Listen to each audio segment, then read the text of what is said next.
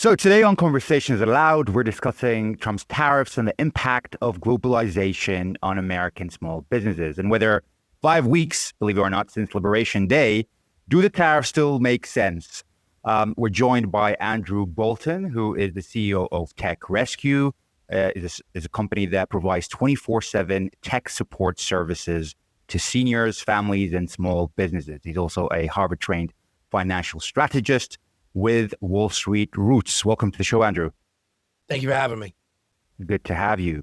So, given that we were just talking about tariffs and Liberation Day, when you first heard about Trump's tariffs, which he labeled as Liberation Day, what was your gut reaction, not just as a financial strategist, but as someone who runs a small business? I'll be honest with you. I took my lessons from the first administration that I promised myself that I wasn't going to get myself jacked up. I really took this attitude of we need to stop, like let's just stop worrying about what he says, right? Like he says the most crazy things. So I thought the same would be he wants to have Memorial Day parade in Washington D.C. with the tanks and the city of Washington D.C. told him no, that's not going to happen. Yeah, it would be almost $200 million in damage to the roads to have howitzer tanks roll through, Abrams tanks roll through the streets of D.C. So when we were talking about this, I thought, okay, yeah. Now it's we're picking because people keep on saying, take everything he says with a pinch of salt, but then he does a lot of things he says. Well, now it's totally different. Now it's that went out the window. That ideology, that's out the window. Mm. I don't take anything he says now with a grain of salt. I take everything now he says with intent, with absolute intent. Yeah. And as a business owner, we had expansion plans for Europe this summer. Because we were going to follow the U.S. dollar. We've been growing here in the States. We've been slowly capturing, decent sized market share with 24-hour customer support. What we've found is people want to connect. At the end of the day, COVID is what really cranked up the volume in terms of anxiety, depression, mental health issues. Companies like Better Health, online 24-hour, mental health professionals, their business has quadrupled over the past 4 years. Why? Because the lockdown created this environment where everyday things that we took for granted, like communication, interaction, having the privilege, we thought it was a right, but having the privilege to be able to go outside was taken away from us, which is why we have gotten so disconnected and why we're completely attuned to our phones 24 hours a day because of what we've gone through. With the tariffs involved, we've had to circle the wagons. I've had to rewrite our projection models for the end of the year 5 times already. And I haven't checked the markets on a daily basis since my days on Wall Street. I usually don't even care because the fluctuations are so sporadic. Why give myself a heart attack? Why give myself more reasons to drink Pepto-Bismol by the gallon? Yeah.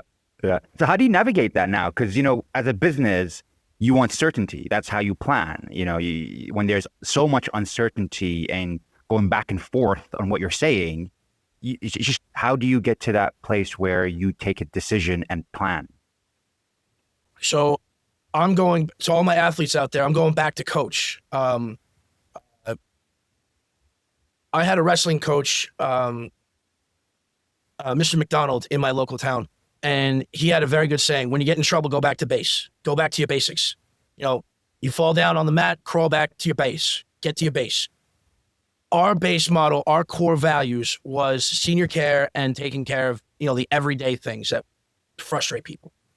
We've circled the wagons. That's all we're focusing on for what I could see as this fiscal year, is that we're taking care of our basic model. We're taking care of our core business, small businesses, assisted living facilities, and independent, small at-home nursing cares and individuals at home. We're focusing on them. We're circling the wagons. We're not going to think about expansion. We're not going to think of really anything else other than taking care of our core business model. That's the only thing I can think of that makes sense in the long term, because one of the core values that we have in our company is the empathy and the guidance of how you treat your customer and your employees is how they treat your bottom line and your wallet. So we're not going to do anything else but focus in our core on our customer base. We're going to give it 100% of our attention, which we do anyway. But one of the great lessons that we all can learn from the great empires is overexpansion at critical times is the worst possible outcome from any form of history. Yeah, so you're doubling down and focusing on what you do best, Exactly. Which is, for the audience, it's providing tech support, you said, to seniors to help them navigate the internet. An overcomplicated world. Well, that's really how the company started, was my grandmother. My grandmother was very big into genealogy. You would normally have to go to the Library of Congress, to find out death certificates and records and things like that. When social media was introduced into the late 2000s, MySpace, Facebook, these things, her genealogy hobby skyrocketed because she was able to get in contact with our relatives in Scotland and England and Ireland. For people who don't know what genealogy is, what is that? So genealogy is the study of family history. It's the lineage study. It's very, very popular among seniors as a hobby, finding out where your family originated from, your family's crests, finding out that you have some heritage leaning back to King Arthur or, royalty. Our family is a little bit wilder. We have history to gunslingers and cattle rustlers and wanted men, Jesse James type personalities, as well as we actually owned a seat on the stock exchange. We actually owned a chair next to JP Morgan, believe it or not, which we found interesting. Yeah. But I digress. Because of social media, she was able to connect to family that she would not be able to. So she was able to reach out, get parts of their history, and put it all together. We're seeing a much active 65 plus, a much active senior population. They make up 18% of the gaming community, online gaming. We're dealing with that now in our business. That's really interesting. Yes. What games do they play? World of Warcraft, Star Wars: The Old Republic. Star Wars: The Old Republic. They are active. They're active on Blizzard and Call of Duty. Fortnite. They're extremely active in Fortnite. That's really surprising. I didn't know that. So over the past 3 months, we've seen a 7% increase in our call volume just in video games alone. Skins, upgrades, cash outs, bank wire transfers to be able to buy themes or add-ons or so walk extensions. me through this. They call you for assistance, for help with purchasing things in the game? Correct. All right. Tech Rescue has a 24-hour hotline, 855-250-8586. And if you're a customer, your information pulls right up. You get a warm thank you. Thank you for calling Tech Rescue, Mr. Anderson. How can I help you today? And you'll get, I'm trying to buy this new skin on Fortnite. We started getting these calls like 3.5 months ago. And a good friend of mine happens to be an avid video game player, has a YouTube channel and everything. And I asked, how do you do this?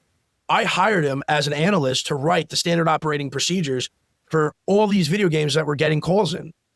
So this isn't your shuffleboard grandparents anymore. They have wearable technology. So this is where things really get interesting in the market segment. So 73% of seniors are not comfortable with modern technology, right? And that is a population of almost 80 million people, right? But 89%, almost 90% of this population have smartphones. That's up from 72% just 2 years ago. They're buying brand new iPhones. They're buying Garmin watches. They're buying Apple watches. They make up last holiday season. They made up almost 22% of the purchasing power for the holiday season. Which makes sense because you usually, as you grow older, you have more wealth to purchase those things. And also, what are they also doing? They're the ones purchasing presents that maybe parents can't afford. So they're the ones buying the video games. They're the ones, and what we found when we're hearing the stories from grandparents and things like that. I bought my grandson the video game he wanted, the PS5, the Xbox, and the man at the store, and we get these lovely stories. The man at the store says it's very, this, that, and the other thing. It's very popular. So I went ahead and I bought one for myself because I like baseball. That's awesome. And so we're hearing stories about grandparents buying because also let's take about 5 steps back. When we were kids, plasma screen TVs were for the rich and wealthy, right? You knew the kid that had the big screen TV. You can get a 65-inch plasma screen TV at Walmart for $323.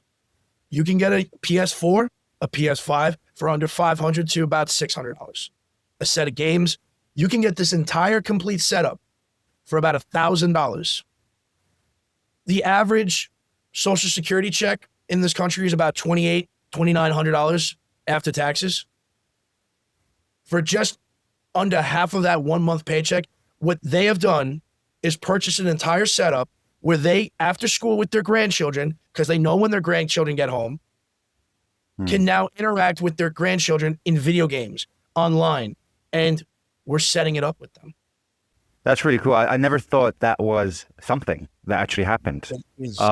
What is your busiest season then? Is it like Christmas? It's constant. We haven't even the call volume. Actually, believe it or not, the call volume slows down around Christmas. Believe it or not, because it's the preamp stuff where they're having problems connecting for the holidays, right? So we get a lot of the volume around Thanksgiving, around Rosh Hashanah, around Hanukkah, around Yom Kippur, because they're connecting over to Israel.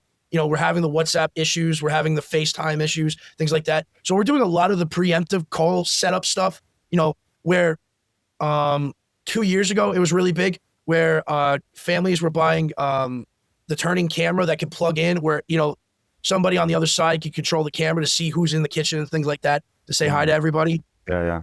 That was really big about 2 years ago.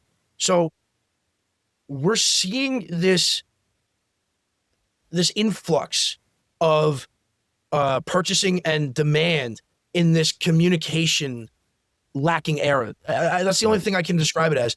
As much as we are connected this way, we are so not connected in communication. Yeah. No, that's really interesting that this is now an avenue for, you know, the older generation to connect with the younger generation, because obviously the younger generation loves this stuff, and so, you know, to be able to play the games with the about it. Yeah. Here's the easiest way to think about it. When's the last time you got a postcard? I get one in Christmas. Okay. What do you normally get? You get a post on your Facebook. Oh, they're in whatever. They're in Mexico. They're in Tahiti. We are so connected. I can see whatever you're doing. I can see the food you ate this morning. I can see you on your jog. I can see that you decided to wear a purple tie instead of the red one. I can see that, you know, you took your dog for a walk at 11 o'clock. I know more about you in one day just by looking at your Facebook, but I know nothing about you as a person. This is what we have created. And what we have found is that the fact that we offer a channel where somebody has a problem, they're not talking to a bot, they're not typing into a library, they're not searching for videos. When you have a problem, the first thing you want to do is have it solved. You don't care how, you don't care when, you want it done now. Especially when you're frustrated. Yeah. Which is why we have our metrics that we use when we hire people, is that every call is a hot call. I stress this all the time with our teams. Every call is a hot call. They're frustrated, they're angry, they're upset, they're confused, or they're forgetful. It's a hot call. What makes our people so good is that they take these hot calls and by just, and we run the studies, just by answering the phone with saying somebody's name first, and this is sales tactics 101, you're disarming them. But we're not trying to sell you because you're already a customer. I've just decreased the temperature by about 15 to 10 degrees right off the bat by saying your name. One, you're identified. You're identified as a person, not an account number, because you're frustrated. What's your name? What's your account number? What's your date of birth? What's the last four of the PIN? You're already frustrated. I don't want to do this. I want this solved. We already take care of that. And in a world where we're so disconnected, that's where our success lies. That's why we're so successful, is because we're just treating you with common courtesy. And I got upset actually with one of my board meetings. One of our advisors said we're offering a premium service. I said, help should not be premium. Because what's next? We get charged per minute on 911. Yeah. Yeah. But You start going, I feel like that's where we're heading, though. Like to actually no. provide help is now like a prima surface. It's crazy. Well, one of the things that we found was interesting is like one of our providers that we go through, they've removed their contact information on their website. There's no email us here. There's no phone call. I literally had to Google, how do I get in touch with customer service? They removed their information. A lot of these companies here in America are removing their contact information. They are removing a way, essentially, to be held accountable. Yeah. Well, now it's mostly bots, really, that you talk to, whether you're typing or even on the phone. Yeah, it's crazy. But going back to that point you just made, I mean, what you just said is really interesting. But you said now that a lot of those older generation are buying those products and just bringing in tariffs now to it. Interesting seeing what Trump is doing. He's kind of just bringing it back and just kind of breaking up just so many systems so quickly, systems that the U.S. actually established.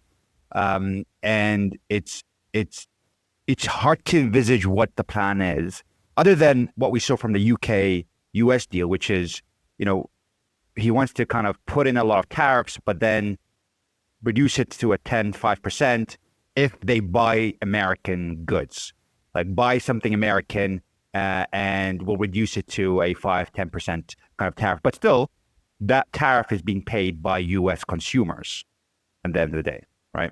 And this is one of the things that I would like to have a discussion with somebody. All right, let's say this is a perfect year, right? Let's just say this is a normal year. Everything's running fine. Somebody somewhere has got some civil war kind of thing going on. It's a normal year. On average, what is the average life cycle of, let's say, an enterprise sale to a mid-tier sale, right? Small business sale, region to region, state to state, maybe cross-continental. What would be the time frame? 6 months, 9 months, maybe a year, depending on the size contract. And that's all speculations taken into effect, analytics done, deal size assumed, right? Let's say on a good year, it takes, let's split the hairs, let's call it 7 months. That's being able to see at least 2.5, 3 quarters out that we can afford to do this, we can move forward, our ROI to this deal makes sense. Now we've got numbers flying all over the different place. Who's making a deal? Yeah. It's hard to make a deal when you don't know what's going to happen in 3-6 months. There's just so much uncertainty. But that's the Trump. See, when I think about Trump's mind, I think he likes to create this uncertainty so that he has leverage, right? And that works when you're kind of acquiring, I think, companies. But when you want to bring investment, uncertainty is the opposite of what you want to create. Absolutely, it absolutely is. Business doesn't grow on sand. It grows on concrete, period. I'll be honest with you, if I was starting this company right now from the ground, from the get-go, I wouldn't do it.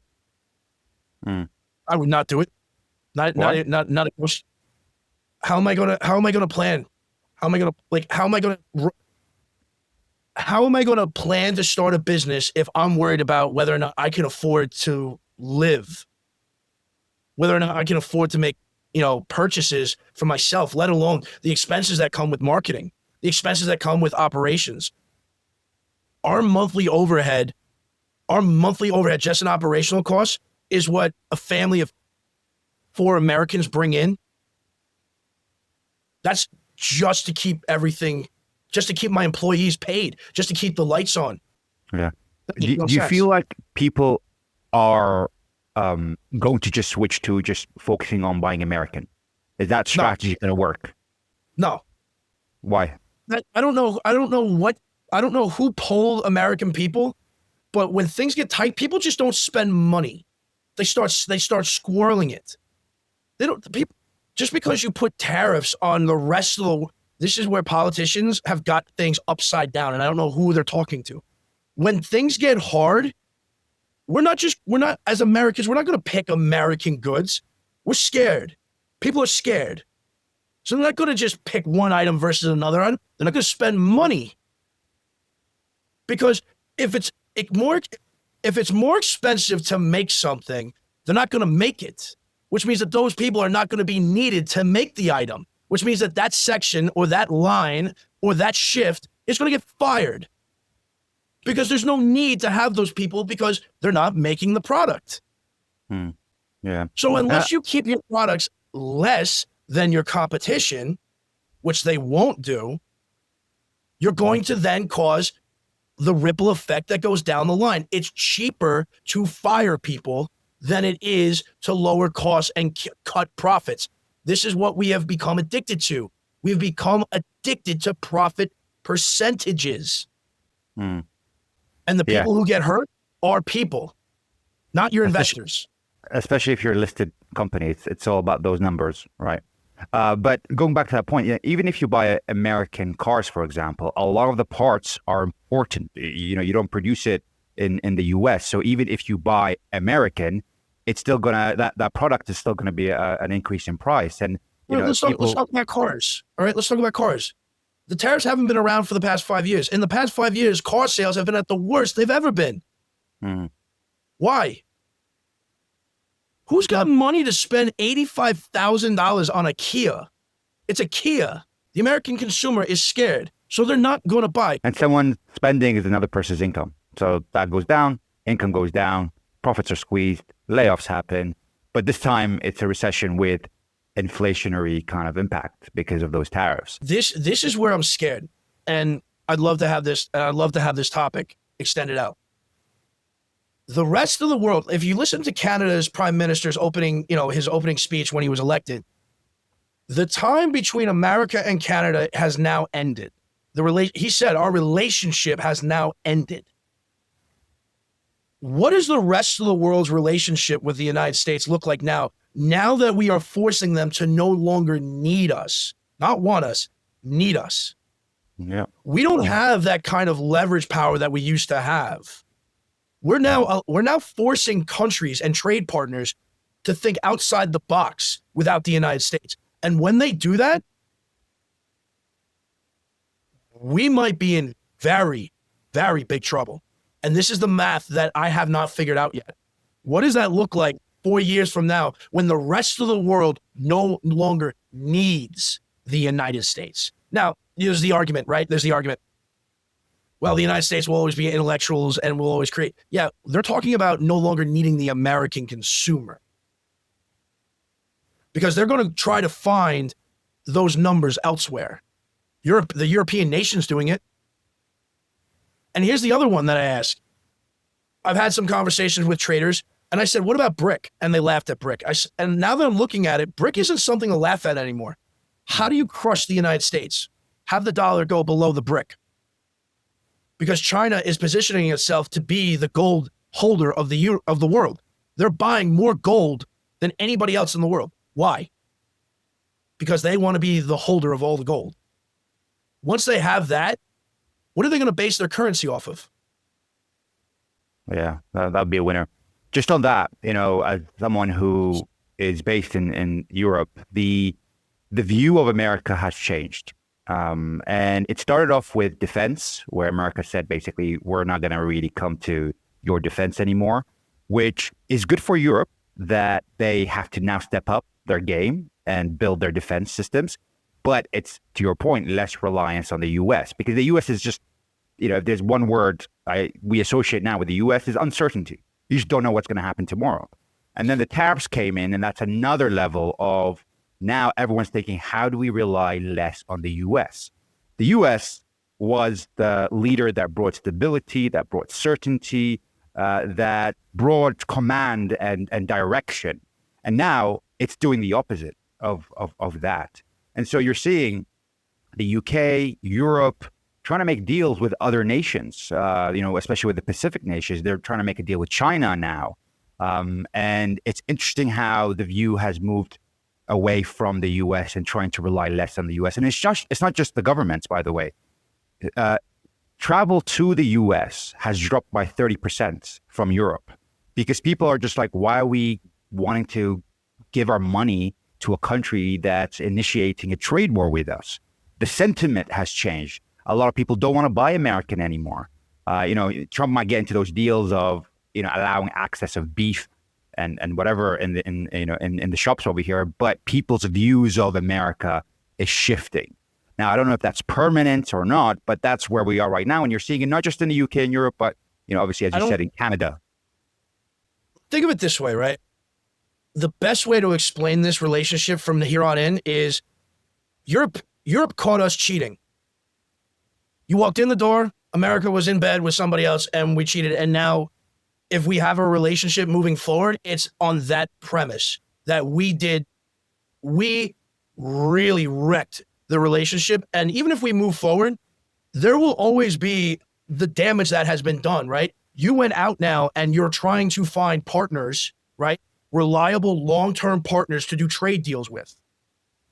Where America has gotten very successful is because the rest of the world was incoming to us, which allowed us to utilize that money for innovations, discovery. Our military budget alone, we sell more military. We are the largest arms dealer on the planet, right? Yeah. A lot of our goodies that we have for ourselves is because everybody keeps buying from us. So we have money left over to explore subsonic Mach 10, to explore the ideas of laser technology as weapons. We just got rid of that income pipeline. Who around the world now is up for that? French Eurofighters can now become the new competition to, let's say, Lockheed. Yeah. They're building. Europe is building their defense, the military complex now to match America. Because guess what? Now you don't need us. Yeah, but you still need. We don't need you. Right now we still, I think, need you, but in the future we're trying to move away. But the trust has been so eroded that. Years look like? Sorry. Yeah, in 7. I said, what does 7 years look like? Yeah. But the trust has been eroded so much that EU officials that are coming to America are now ordered to use burner phones because they don't trust the U.S. government spying on them. That's the level of distrust now that we're getting. I'm going to ask you this. You guys trusted us to begin with? Well, the governments did. The governments, right, this is the United U.S. States. said something and we all had to go with it because the U.S. said something. But here's the thing. This is the United States. We know everything about everybody, about everywhere. That's us. That's what we do. You don't become the world's superpower by not having eyes and ears everywhere, including your friends. Yeah, for sure. The problem is now we just made it public. Yeah. And you've the illusion, pushed the nation's away. Gone. That's the problem. The illusion is gone. Yeah. What I find interesting is, Trump keeps on talking about this as if like they're being cheated. Like if someone supplies you with the goods or services, they're cheating you. Because the money is leaving the U.S. And there's a deficit. It's just an interesting way to think about it. Here's my personal opinion on it. This is business. Fish has got to swim, birds got to eat, and a squirrel's going to find a nut. Whether how big of a nut is dependent on the size. You don't keep coming back to business that, you feel like you got raked. You know what I mean? Like, if you go to a restaurant and you pay $500 for your significant other and you to have a dinner, and out comes a Big Mac and a Sprite, are you going to come back to a $500 dinner if you know that's what you're getting? No. You're going to go back to a place that, all right, maybe it wasn't worth that much tonight, but every once in a while you get your money's worth. You're going to keep coming back. That's the way capitalism works. Goods and services are offered at the lowest, most convenient way of supplying them, and the companies that are able to do so at a profitable margin stay around. Those who cannot supply themselves at a cost that is low enough to be bought, but high enough to seem valuable, survive. That's business 101. Yeah. So this idea that we're getting cheated, does the European market make some over us every now and then? Yeah. But last time I checked, the American dollar has done fairly well in the long run too. So you scratch our back, we scratch your back. This is how the system works. Now, have we had some parties further east take advantage? Of course. But guess what? Every corporation that I've ever read about going over to the Asian markets knows damn well the playground that they're going to be playing in. It's a contact sport in China. You're going to get hit. If you come up with a new innovation, if you come up with a new way of doing things, you're going to get copycats. You're going to get guys trying to do the same thing. Cheaper, faster, better. You want to play in the biggest market of consumers. Yeah. I hate to say it, but it's like playing in the NFL. You're going to get hit, and you're going to take big ones because that's the big market. So this idea that they're getting something over us, no. You played in their sandbox, and they're kicking your butt. But yeah, and you still have the advantage because the dollar is the reserve currency, so you can just print it and give it to them, and they have to invest it in the U.S. by buying government bonds, and so you're kind of having the advantage already. But just kind of to conclude on this, if as a small business owner, what would you like to see from the government? Well, right now, I would like to actually just understand what is the plan here. Because if I take a step back, right? Trump says he wants to create all these jobs, right? These manufacturing jobs. Okay. I don't have a problem with that. I like the idea. Pick a spot, Youngstown, Detroit, Newton Falls. Pick any spot. There are plenty of factories that are wearing down. Okay. Who's coming in to renovate them, to get them up to code, to get them up to speed? How long is that process going to take? Are we going to be getting rid of the FDA regulations on water piping, on sewage drainage? Like, how are we planning on doing this? Because just to say you snap your fingers and you bring back these jobs, where are they going to work? It takes years. Where are they going to work? How are we going to get these buildings up to code to do these things? But we have a 12 million population homelessness problem, and we have all these factories, all these rundown areas that can get zoning very easily, that construction crews and the trickle-down effect can start building affordable housing. What happens when people have jobs? What happens when the people who don't have homes now have a home? They're going to look for a job. I see the cogs starting to crank forward. I don't know, simple things that we can easily accomplish. I get nationalism. I completely understand the way that idea was going, America first. I get that. You're not doing America first. You're doing the opposite. What we really should be doing is telling everybody, hey, listen, right now, the house is on fire. We got some problems over here. We're not going away. We'll come back, but, we got to put out the fire. The rest of the world would understand that. The rest of the world would understand. Now, we say, hey, listen, some things over here are crazy. We need to increase rates by 0.5%. 1%. Will we get some pushback? Absolutely.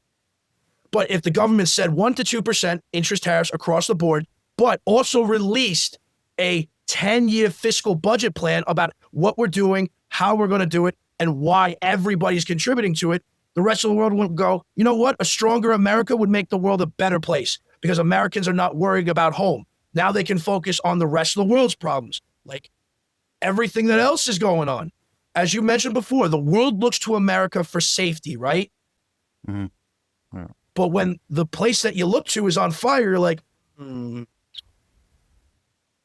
don't know about that. We take care of our problems at home. The rest of the world will see that we're responsible, that we're prioritizing, and that we're not saying that we don't like the rest of the world, but we're saying, listen, we got some things going on over here. We'd love to help, but we got to take care of this first. We're not forgetting you, but we got some emergencies over here that we need to take care of. There's nothing wrong with saying that. And guess what? I think the rest of the world would understand. Now, would we lose business in long scope? I would say less than 10%. Less than 20%. Less than 20% of overall income coming into this country would be lost then, because you'd have an image of the United States that is fiscally sound, fiscally mature, and positioning itself for a future that will be able to help out the rest of the world in a much stronger capacity than what we have already. If you notice, if you really looked at the United States, it always looks like we're fighting two wars simultaneously. And what we're doing in this country, that's because we are. Yeah. We're getting involved with so many other different things that we're dropping the ball, and now the chickens have come home to roost, unfortunately. That's just my take on it. Agree to that. Definitely agree to that. Andrew, if people wanted to find you, reach out to you, where can they find you? You can go to techrescue.io or call 855-250-8586, 24 hours a day, 7 days a week, even open on Christmas, Super Bowl, and yes, the World Cup, because we Americans really don't watch it. And all of our social medias there are articles, are information that we've pulled from our data that we've collected. And we don't collect data like that. But what we do is things that we find out, like our seniors in video games, we write articles on that and publish them. So people who are doing research can find more information. That's the beauty thing about science. When people publish data and publish work, it builds. That's the whole point of it, is that we build on information that we know and we find out. So we're contributing as best we can to the rest of the global market on different subjects that happen to be in small business, technology, and senior care. Love it. Perfect. And I'll put that in the show notes of where people can find you and reach out to you. Andrew, thank you so much. I really enjoyed this conversation. Thank you for having me. It was a pleasure. I've been looking to vent on the economy. I'm just saying that. Glad to have the platform to allow you to do that. Thank you so much. Cheers.